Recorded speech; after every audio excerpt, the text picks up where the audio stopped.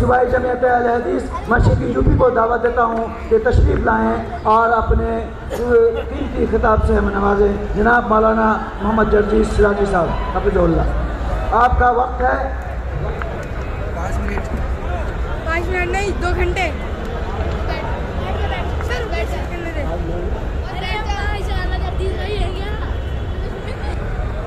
علیکم ورحمۃ اللہ وبرکاتہ۔ الحمد للہ وحدہ والصلاة والسلام علی من لا نبی بعدہ، اما بعد۔ اعوذ باللہ من الشیطان الرجیم، بسم اللہ الرحمن الرحیم۔ یا ایہا الناس ان خلقناکم من ذکر وانثی وجعلناکم شعوبا وقبائل لتعارفوا ان اکرمکم عند اللہ اتقاکم۔ اسٹیج پر بیٹھے ہوئے معقر علماء کرام اور معزز سامعین حضرات جو ہندوستان کے گوشے گوشے اور چپے چپے سے تشریف لائے ہوئے ہیں، آل انڈیا اہل حدیث کانفرنس جو 35ویں آپ جو اس میں سماعت فرما رہے ہیں، اس میں شرکت کیے ہوئے ہیں، اس کا موضوع جو رکھا گیا ہے احترام انسانیت اور مذاہب عالم، یہ اپنے نوعیت کا بڑا حساس موضوع ہے اور تمام خطباء نے اسی موضوع پر گفتگو کی ہے۔ اللہ تبارک و تعالیٰ نے ساری انسانیت کو ایک کنبے سے، ایک قبیلے سے، خاندان سے جوڑا ہے۔ آپ اس بات کا اندازہ قرآن کی اس آیت سے لگا سکتے ہیں جو میں نے خطبے کے بعد آپ کے سامنے پڑھی ہے۔ اس کے اندر اللہ تبارک و تعالیٰ نے ساری دنیا کے انسانوں کو آپس میں بھائی بھائی قرار دیا ہے۔ بتایا یا ایھا الناس انا خلقناکم من ذکر و انثی، اے لوگوں، ساری کائنات کے انسانوں کو مخاطب کر کے کہا کہ اے ساری دنیا کی مانو ذاتی، اے انسانوں، ہم نے تم کو ایک مرد اور ایک عورت سے پیدا کیا ہے اور ہم نے تمہارے شعبے اور قبیلے بنا دیے ہیں، اور اس کی وجہ یہ ہے کہ لتعارفوا، تاکہ تم ایک دوسرے کو پہچان سکو۔ تو یہ کہا کہ یا ایھا الناس انا خلقناکم من ذکر و انثی، ہم نے ساری انسانیت کو، سب کو ایک مرد اور ایک عورت سے پیدا کیا ہے۔ تم سب کا باپ ایک ہے، تم سب کی ماں ایک ہے، تم سب کا باپ آدم اور تم سب کی ماں ایک حوا، جس کو آپ آشو کہہ لیں، ہیووتی کہہ لیں، شتروپا، تم سب ایک ہی باپ کے اور ایک ہی ماں کے بیٹے ہو، یعنی تم سب آپس میں بھائی بھائی ہو۔ قرآن کریم کی ایک آیت ہم اور آپ کے سامنے پڑھ رہے ہیں، اس سے آپ اندازہ لگا سکتے ہیں کہ اللہ تبارک و تعالیٰ نے فرمایا کہ تم کسی بھی مذہب کے یا کسی بھی مکتبہ فکر سے تمہارا تعلق ہو، لیکن عدل و انصاف کا جب معاملہ آئے، نیائے کا، ججمنٹ کا جب معاملہ آئے، تو اس میں تم کسی کو یہ نہیں دیکھو گے یہ کون ہے، کس دھرم سے ہے، کیا ہے۔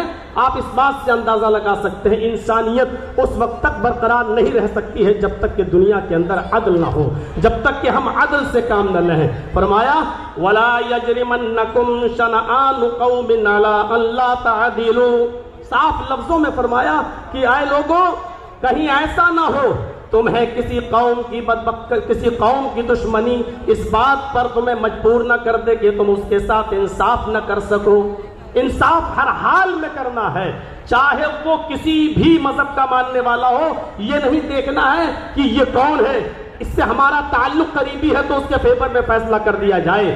اسلام کی تاریخ کا اگر آپ مطالعہ کریں گے تو ایسے ایسے مناظر آپ کے سامنے آئیں گے کہ حضرت علی رضی اللہ تعالیٰ عنہ کے زمانے میں ایک یہودی مجرم ثابت ہو گیا اور اس کو کوڑے لگانا تھے، لہٰذا حضرت علی رضی اللہ تعالیٰ عنہ نے حکم دیا کہ اس یہودی کو کوڑے لگائے جائیں، اور کوڑے لگانے والا حضرت علی کا غلام تھا قمبر، اس نے کوڑے لگائے، کوڑے لگانے میں کنفیوز ہو گیا کہ ہم نے اس کو 9 کوڑے مارے ہیں یا 10 مارے ہیں، لہذا اس نے یہ سوچ کر کہ 9 ہی لگے ہوں گے، ایک کوڑا اور مار دیا۔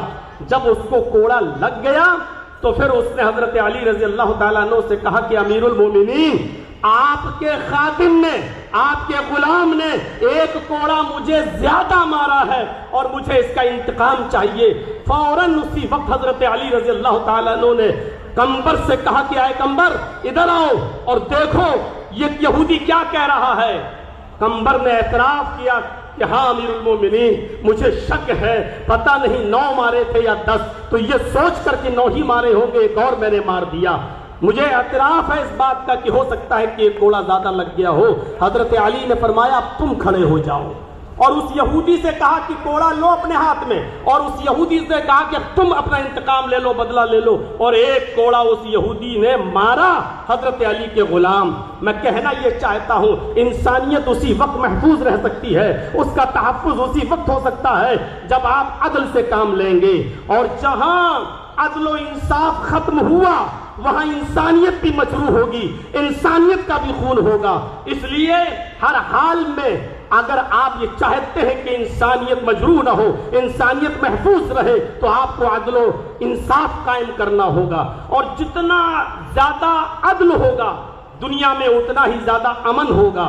آپ کو شاید یاد ہوگا حضرت علی رضی اللہ تعالیٰ عنہ نے بھی ایک یہودی کے خلاف مقدمہ دائر کر دیا تھا قاضی شریح کی عدالت میں کہ میری ایک زرہ ایک یہودی کے پاس ہے، اور جب یہودی کو پیش کیا گیا تو یہودی نے کہا وہ زرہ میری ہے۔ حضرت علی سے کہا گواہ پیش کرو۔ حضرت علی نے جو گواہ پیش کیے تھے شرعی اعتبار سے ان گواہوں کی کوئی حیثیت نہیں تھی۔ قاضی شریح نے امیر المومنین حضرت علی کے خلاف فیصلہ سنایا، یہ کہتے ہوئے کہ اے علی، آپ نے جو گواہ پیش کیا ہے وہ آپ کا بیٹا ہے، اور شریعت محمدی کے اندر بیٹے کی گواہی باپ کے حق میں تسلیم نہیں کی جاتی ہے۔ اے علی، آپ نے دوسرا گواہ اپنا غلام پیش کیا ہے، غلام کی گواہی بھی مالک کے حق میں، آقا کے حق میں قبول نہیں کی جاتی ہے، لہذا یہ زرہ کا مالک یہودی ہے۔ حضرت علی کے خلاف فیصلہ سنایا۔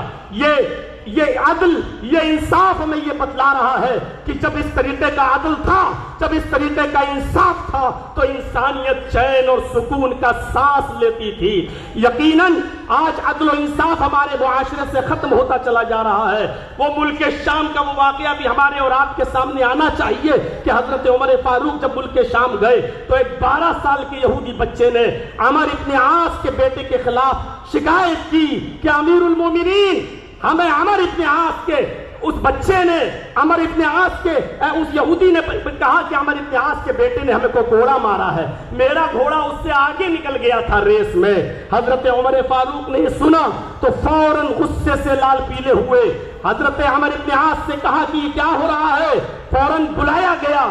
بیٹے نے، عمر ابن عاص کے بیٹے نے اپنا جرم کا اقبال کیا اور اس یہودی بچے سے کہا کہ تو بھی اپنا انتقام لے لے۔ ہماری حکومت، ہماری خلافت، ہماری چودراہٹ، سب کچھ ہونے کے باوجود خود عمر ابن عاص کے بیٹے کو اس یہودی بچے نے کوڑا لگایا۔ میں علامہ احسان الہی ظہیر کی ایک بار تقریر سن رہا تھا، انہوں نے تو اپنے خطاب کے اندر یہ بھی کہا کہ ایک کوڑا حضرت عمر فاروق نے اپنے خاتم سے کہا کہ عمر ابن عاص کو بھی لگاؤ۔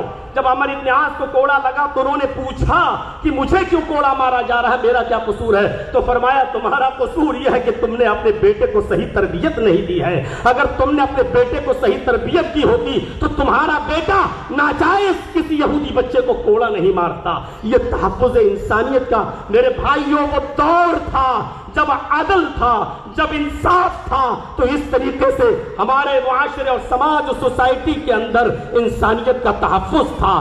آج ذرا آپ اپنے علاقوں میں دیکھیں، اپنے ملک کی بات تو چھوڑ دیجئے، کسی ایک چھوٹی بستی کے اندر بھی آپ کو عدل کے یہ نمونے نہیں ملیں گے، عدل کی یہ چیزیں آپ کے سامنے نہیں آئیں گی۔ قرآن کریم تحفظ انسانیت کے سلسلے میں اتنی عظیم بات کہتا ہے۔ میں جانتا ہوں جن لوگوں نے دیگر ادیان کا مطالعہ کیا ہوگا ان کو اچھی طریقے سے معلوم ہوگا کہ اس طریقے کی کوئی بات دوسرے مذہب میں اس کا عشر عشیر بھی نہیں ملے گا، 10واں حصہ بھی نہیں ملے گا۔ من قتل نفسا بغیر نفس او فساد فکأنما قتل الناس جميعا، جس نے کسی ایک انسان کو قتل کر دیا، نفس واحد کا قتل کیا، ہندو مسلم کی قید نہیں، کسی ایک انسان کو اگر قتل کر دیا تو قرآن کہتا ہے، یہ ہمارے اسلام کے اصول اور ضابطوں میں شامل ہے، صاف طور پر اللہ تبارک و تعالیٰ نے فرمایا کہ اس قاتل کو یہ جان لینا چاہیے کہ وہ صرف نفس واحد کا قاتل نہیں ہے، وہ ایک انسان کا قاتل نہیں ہے۔ فَكَأَنَّمَا قَتَلَ النَّاسَ جَمِيعًا، وہ ساری انسانیت کا قاتل ہے۔ ذرا تصور کریں، اس سے اگر مسئلے نکالے تو بہت کچھ نکالے جا سکتے ہیں۔ ایک انسان کا قتل پوری دنیا کی انسانیت کا قتل، یعنی اگر آپ نے کسی ایک انسان کو اس کی ماں کی گالی دے دی تو آپ اس اکیلے کو گالی نہیں دے رہے ہیں، پوری ساری کائنات کی انسانیت کی ماں کو آپ گالی دے رہے ہیں۔ اگر آپ نے کسی ایک انسان کو ستایا تو ساری کائنات کے انسانوں کو آپ ستا رہے ہیں۔ یہ ہے اسلام کا تحفظ انسانیت کا نظام۔ انسانیت کو اتنا زیادہ عروج دیا ہے اور اتنا زیادہ اہمیت کی ہے کہ ہر انسان کو سوچنا چاہیے، جب ماحول خراب ہوتے ہیں تو جنگیں بھی ہوتی ہیں۔ اگر آپ ہمارے ملک پر کوئی ٹیڑھی نظر ڈال کے دیکھیں تو کیا ہمارا ملک خاموش بیٹھا رہے گا؟ ہوتا ہے۔ اسلامی دور میں بھی جنگیں ہوئی، لیکن تعجب کریں گے آپ، سوچئے اور سمجھنے کی کوشش کیجئے کہ اللہ کے نبی صلی اللہ علیہ وسلم کے زمانے میں بھی جنگیں ہوتی تھیں، لیکن آپ کو یہ معلوم ہونا چاہیے کہ ان جنگوں کے اندر بھی کتنی پابندی تھی کہ محمد رسول اللہ نے کہا اگر آپ کو لوگ مجبور ہی کر دیں اور لڑنے پر آپ آمادہ ہی ہو، اس کے علاوہ کوئی چارہ نہ ہو تو تم جنگ کرو، لیکن یاد رکھنا اس جنگ کے اندر بھی تمہارے لیے اصول ہے، اور اصول یہ ہے کہ تم کسی بوڑھے کے اوپر تلوار نہیں چلاؤ گے، تم کسی عورت کے اوپر تلوار نہیں چلاؤ گے، یہ تم کسی معصوم بچے کی گردن پر تلوار نہیں چلاؤ گے۔ یہ اصول اور یہ ضابطے بتائے ہیں۔ یہ نبی اکرم کا یہ فرمان پوری دنیا کی انسانیت کو سوچنا چاہیے کہ آج اسرائیل کس طریقے کی بمباری کر رہا ہے اور ناجائز طور پر فلسطین کے معصوم بچوں کو مار رہا ہے، قتل کر رہا ہے، عورتوں کو مار رہا ہے یا بیوہ کر رہا ہے۔ ساری دنیا کی انسانیت خاموش بیٹھی ہوئی ہے۔ وہ بچوں ہی کو ظلم و ستم کا نشانہ بنا رہا ہے، وہ وہاں کے لوگوں کو ناجائز طور پر مار رہا ہے۔ میں کہنا یہ چاہتا ہوں کون غلط کون صحیح ایک الگ مسئلہ ہے، لیکن یہاں انسانیت مجروح ہو رہی ہے۔ محمد رسول اللہ صلی اللہ علیہ وسلم نے اس دور میں بھی یہی کہا تھا کہ کوئی بھی شخص جو ہے کسی بوڑھے کی گردن پہ تلوار نہ چلائے، کوئی بھی شخص کسی معصوم کی گردن پہ تلوار نہ چلائے، کوئی بھی شخص کسی عورت کو نہ مارے، کسی بوڑھے کو نہ مارے۔ یہ اصول اور یہ ضابطے متعین کیے تھے اسلام نے۔ میرے بھائیوں، نبی اکرم صلی اللہ علیہ وسلم کے زمانے میں بھی جنگیں ہوا کرتی تھیں، اور آپ غزوات و سرایا کی تعداد جوڑیں۔ علامہ ابن القیم الجوزی رحمۃ اللہ علیہ نے زاد المعاد میں لکھا ہے کہ نبی اکرم صلی اللہ علیہ وسلم کے زمانے میں آپ کے غزوات اور سرایا کی تعداد جوڑی جائے تو تقریباً 80 ہے۔ 54 تو وہ غزوات ہیں جس میں نبی اکرم شامل ہوئے، اور 26 وہ جس میں آپ شریک نہیں ہو سکے۔ تو 80 غزوات و سرایا میں اگر دیکھا جائے تو جو لوگ مارے گئے ان کی تعداد تھی 1018۔ 80 جنگوں میں وہ بھی غیر مسلم اور مسلمان دونوں کو جوڑا جائے 1018، اگر 80 سے ڈیوائیڈ کر دو تو 13-14 بھی ایک جنگ میں نہیں پڑ رہے ہیں۔ تو یہ تھی تحفظ انسانیت کا میرے بھائیوں ایک معیار جو اسلام نے متعین کیا ہے۔ اللہ تبارک و تعالیٰ سے دعا ہے کہ بار الہ ہماری خطاؤں کو معاف فرما کر ہمیں انسانیت کے تحفظ کی بقا کے لیے ہمیں کوشش کرنے والا بنا دے۔ وما علینا الا البلاغ المبین، وآخر دعوانا ان الحمد للہ رب العالمین۔ السلام علیکم ورحمۃ اللہ وبرکاتہ۔ ماشاء اللہ، جزاکم اللہ خیر الجزا۔